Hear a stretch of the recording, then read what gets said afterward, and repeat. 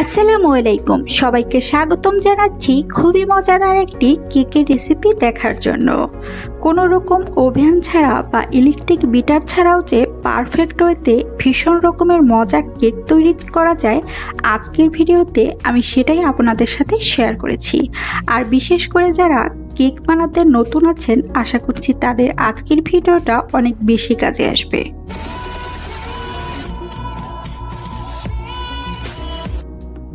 প্রথমেই একটা প্যানে 1 কাপের থেকে একটু কম চিনি নিয়ে নিচ্ছি।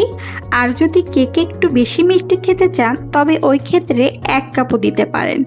এখন 1 চা চামচ পানি দিয়ে দিচ্ছি। চুলার আঁচটা মিডিয়ামে রেখে কিছুক্ষণ অপেক্ষা করছি। তো এই পর্যায়ে আমার চিনিটা গলে গেছে আর পাশ থেকে কিন্তু এর কালারটা চেঞ্জ হতে শুরু করছে। তো যখন দেখবেন ঠিক এরকম খুব সুন্দর একটা ক্যারামেলের কালার চলে এসেছে, তখন দিয়ে দিচ্ছি 1/2 কাপ পানি। পানিটা দেওয়ার সাথে সাথে কিন্তু একটু জমে আসবে, কিন্তু কিছুক্ষণ জাল করে নেওয়ার পরেই কিন্তু খুব সুন্দরভাবে গলে যাবে। ঠিক এরকম যখন হয়ে যাবে তখন এটা আমি ঠান্ডা করে নেব। এখন একটা বাটিতে দিয়ে দিচ্ছি একটা ডিম আর সাথে দিয়ে দিচ্ছি 1/4 কাপ তেল।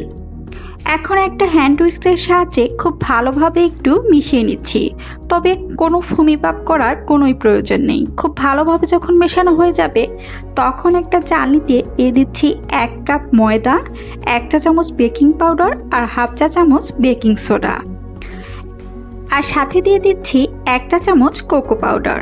এখন এই সব কিছু খুব ভালোভাবে একটু চেলে নেব। এখন একটা হ্যান্ড উইস্কের সাহায্যে খুব ভালোভাবে একটু মিশিয়ে নিচ্ছি। মেশানো হয়ে গেলে দিয়ে দিচ্ছি আগে থেকে তৈরি করে রাখা ক্যারামেলের সুগার সিরাপটা। এখন এই সব কিছু আবারও খুব ভালোভাবে মিশিয়ে নিব। ঠিক এরকম যখন মেশানো হয়ে যাবে তখন দিয়ে দিচ্ছি 2 টেবিল চামচ কাজু বাদাম, 2 টেবিল চামচ কাঠবাদাম, 2 টেবিল চামচ পেস্তা বাদাম আর দিয়ে দিচ্ছি 2 টেবিল চামচ কিশমিশ কুচি।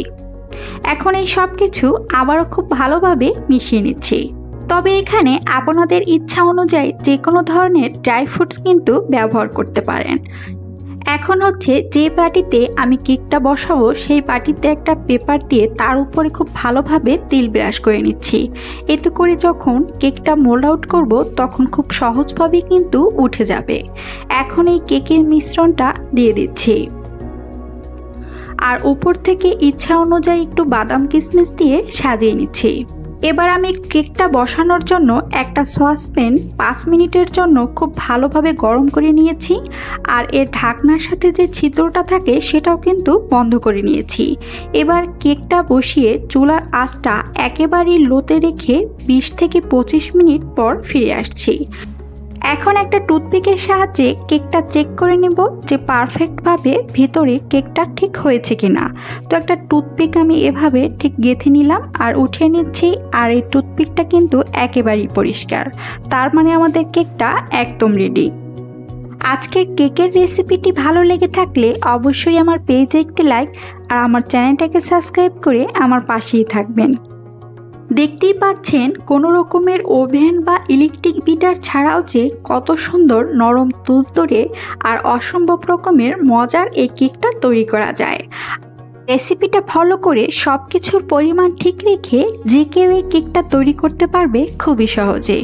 আর এর ভিতরে বাদাম আর কিশমিশ দেওয়ার কারণে যখন কেকটা খাবেন তখন কিন্তু অনেক বেশি ভালো লাগবে। আশা করছি আমার আজকের এই কেকের রেসিপিটি আপনাদের অনেক বেশি কাজে আসবে।